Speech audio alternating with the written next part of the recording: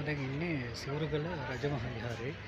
මේ තමයි අපි කියපු බුදුරජාණන් වහන්සේ ජල ස්නානය කරද්දී සිවුර තැන්පත් කරලා තිබ්බ කියලා කියන ඒ ගල තමයි මේ තියෙන්නේ. ඊට උඩින් දාගබක් හදලා තියෙනවා. මේ තමයි සිවුරුගල කියලා කියන්නේ. මේක තමයි බුදුරජාණන් වහන්සේගේ සුගත චීවරය. බුදුරජාණන් වහන්සේ ජල ස්නානය කරද්දී තැන්පත් කරලා තිබ්බ ස්ථානය. ඉතින් කැලණියට එන ඕනම කෙනෙක් මෙතනට ඇවිල්ලා තමයි යන්නේ ඉස්සෙල්ලම. ඉතින් මම කිව්වනේ මේ කැලණි ගඟේ කඳුළු කතාවක් තියෙනවා කියලා. ඒ කඳුළු කතාව සම්බන්ධ වෙන්නේ වර්තමාන කැලණිය රජමහා විහාරයට. එදා කැලණිතිස්ස රාජ්‍ය සමයේ ඉඳන් තිබ්බ කැලණිය රජමහා විහාරය ලංකාවට එක්ල වෙච්ච විදේශ ආක්‍රමණත් එක්ක වරින් වර විදවන්නට පටන් ගත්තා. ඊට පස්සේ බිඳවැටුණාට පස්සේ යටත් විජිත සමයේදී වගේම කැලණිය රජමහා විහාරය හෙලේනා විජේවර්ධන මහත්මියගේ ප්‍රධාන දායකත්වයේ යලි ප්‍රතිසංස්කරණය කරනවා. එතකොට අලුත් විහාරය සහ පරණ විහාරය කියන විහාර දෙකක් කැලණියේ ඉදි කරනවා. අපිට ගියාපුවම බලන්න පුළුවන්. අපි ඉස්සෙල්ලම ඇතුල් වෙන්නේ පරණ විහාරයෙන්. ඊට පස්සේ අපි ඇතුළට යන්නේ අලුත් විහාරයට. ඉතින් ඔය අලුත් විහාරයේ සිතුවම් මදින්ට දක්ෂ චිත්‍ර නිර්මාණ ශිල්පියෙක් ඕන වෙනවා මේ හෙලේනා විජේවර්ධන මැතිණියට. ඊට පස්සේ එයාලා චිත්‍ර ශිල්පියෙක් හොයනවා.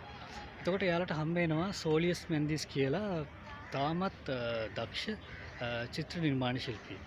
ඉතින් එයාලට ඕන වෙනවා සාම්ප්‍රදායික මේ චිත්‍ර කලාව නොමැතිව. ඒ කියන්නේ එතකොට ඒ ලංකාවේ තිබිලා තියෙන ඒ කියන්නේ රජමහා විහාරවල සහ ඒකා සමකාලීන විහාරවල ගොඩක්ම තිබ්බේ සාල්ලිස් මේ සම්පූර්ණයෙන්ම තිබ්බේ බුදුරජාණන් වහන්සේගේ බුද්ධ චරිතය, ජාතක කතා, ඒ වගේ දේවල් තමයි තිබ්බේ. නමුත් සෝලියස් මෙන්ඩිස් ඉස්සෙල්ලම කැලණිය රජමහා විහාරයේ චිත්‍රාන්වින්ට කලින් සෝලියස් යනවා අජන්තා එල්ලෝරා ගුහා බලන්ට ඉන්දියාවේ කෙටි කාලයක් ගත කරන සෝලියස් මෙන්ඩිස් ඉතාමත් දක්ෂ විදියට අජන්තා එල්ලෝරා චිත්‍ර අධ්‍යයනය කරනවා.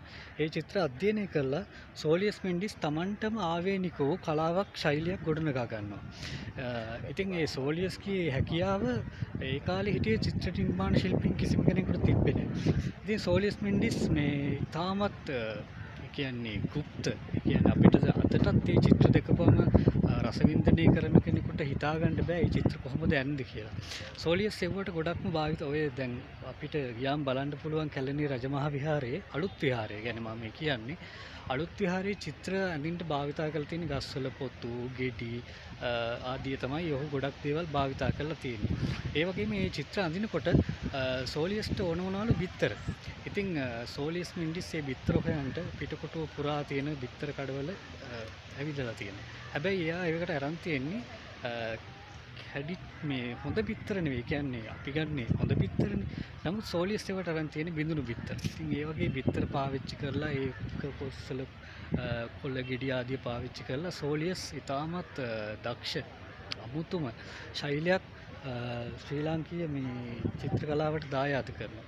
අමුතුම මේ හැකියාවක්. ඒ ගැන කියන්න බෑ. ඒක හරියට භාවනාවක් මේ චිත්‍ර. ඒ රූපපා හරි গুপ্তයි. ඉතින් කොහොම හරි සෝලියස්ට කැලණි විහාරයේ සිතුවම් කරලා ඉවර වෙන්න අවුරුදු 18ක කාලයක් ගත වෙනවා. ඉතින් මේක දැකපු ඒකට හිටපු කැලණිය රජමහා විහාරයේ විහාරාධිපති ස්වාමීන් වහන්සේ හිතනවා සෝලියස්ට අවුරුදු 18ක් ගත වෙනවා මේ කැලණි විහාරය සිතුවම් කරලා ඉවර වෙන්න. එතකොට සෝලියස්ට ඉතුරුලා තිබ්බ එක දෙයයි අනින්න. ඒ තමයි ඔහු විසින්ම නිර්මාණය කරපු වර්තමාන කැලණිය රජමහා විහාරයේ බුද්ධ ප්‍රතිමා වහන්සේගේ පසුබිම නිර්මාණය කරන්න විතරයි සෝලියස්ට ඉතුරුලා තිබ්බේ. නමුත් වසර 18ක කාලයක් මේ සෝලියස්ට විහාරයේ නිම කරන්නට චිත්‍ර ඇඳලා ඉවර කරන්නට මේ කාලය ගත වෙච්ච නිසා ඒ විහාරාධිපති ස්වාමීන් වහන්සේ හිතනවා සෝලියස් මේකටත් ලොකු කාලයක් ගනී කියලා. ඒක නිසා ස්වාමීන් වහන්සේ හිතනවා අපි විදේශීය චිත්‍ර නිර්මාණ ශිල්පියෙක් ගෙන්නන්නට ඕනි කියලා. එහෙම හිතලා මම අහලා තියෙන තොරතුරු වලට අනුව පරස්පර තොරතුරු තමයි තියෙන්නේ. ඉන්දියාවෙන් ගෙන්නවා කියනවා, සමහර කට්ටිය කියනවා ඩෙන්මාර්කෙන්, කැනඩාවෙන් ගෙන්නවා කියලා. ඉතින් මේ පසුතලයේ නිර්මාණය කරන්නට සෝලියස් සිඳිද්දිම මේ වෙනත් චිත්‍ර නිර්මාණ ශිල්පියෙක් ගෙන්නනවා. ඉතින් සෝලියස්ට මේක දරා ගන්න බැරි වෙනවා. එහෙම දරා ගන්න බැරිව සෝලියස් මෙන්න මේ අපිට අපි කලිනුත් දැක්ක මට මේ පසුබිම් වෙච්ච කැලණි ගඟට අවුරුදු 18ක් තිස්සේ කැලණි විහාරය සිතුවම් කරන්නට ඒ භාවිත කරපු පින්සල් තින්ත ඔක්කොම ආදී මේ කැලණි ගඟට විසික් කළා තමන්ගේ උපන් ගෙදරට යනවා. සෝලියස් කියන්නේ විවාහක වෙච්ච කෙනෙක් නෙවෙයි. සෝලියස් තමන්ගේ ජීවිතේ පුරාම තනිකඩ ජීවිතයක් ගත කරපු කලාකරුවෙක්.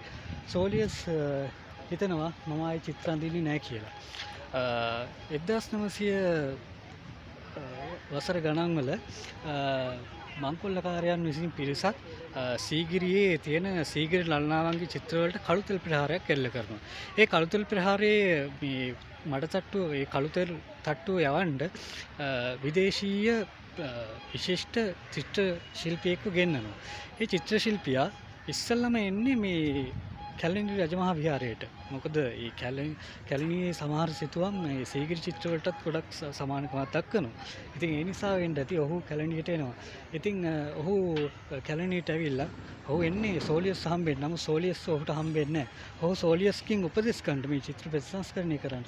කැලණි විහාරේ නෙවෙයි සීගිරි චිත්‍ර ප්‍රතිසංස්කරණය කරන්න සෝලියස්කින් උපදෙස් ගන්න ඔහු යනවා සෝලියස් හම්බෙන්න. ඉතින් අදටත් කැලණිය රජමහා විහාරයේ සිතුවම් කරපු ඒ සෝලියස්ගේ පින්සල් තින්ත ආදී අදටත් මේ කැලණි ගඟේ ගම්පතුලේ හැංගිලා ඇති.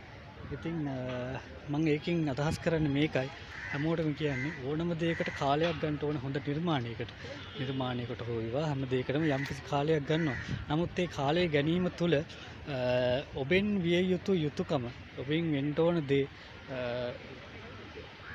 වෙන්න ඕන නිර්මාණය ඔබේ ආකාරයෙන් නිර්මාණය වුණාට ඒක ලෝකයට මදි පුංචිකමක් වෙන්න පුළුවන්. අනිත් එක තමයි මොන දේ වුණත් අපි ඉවසීමෙන් කටයුතු කරන්න ඕනේ. මොකද දැන් කැලණි විහාරයට අපි ගිහිල්ලා බලද්දී කැලණි විහාරයේ චිත්‍රයි බුදු පිළිම වහන්සේගේ පසුබිම ගත්තොත් හාත්පසම වෙනස් ස්වරූපයක් තියෙනවා. ඉතින් කෙසේ නමුත් ඒ කතාව ඉතිහාස ජනකයි. සෝලියස් කියන්නේ මේ ලංකාවේ බිහි වෙච්ච අග්‍රගණ්‍ය සිතුවම් නිර්මාණ ශිල්පියෙක්. අදටත් ඔහුගේ සිතුවම් ප්‍රයෝග කරගෙන රජමහා විහාරවල වර්තමාන විහාරවල සිතුවම් අඳිනවා. නමුත් ඔහුගේ අසහලකින්වත් යන්න ඒ කිසිම චිත්‍ර නිර්මාණ ශිල්පියෙකුට බෑ. ඒ තරම් මේ චිත්‍ර මේ අදෘශ්‍යමානයි. ඒ කියන්නේ গুপ্তයි. හිතා ගන්න බෑ කොහොම ඇඳද කියලා. ඉතින් ඕක තමයි මේ කැලණි ගඟේ හැංගිච්ච කඳුළු කතාව.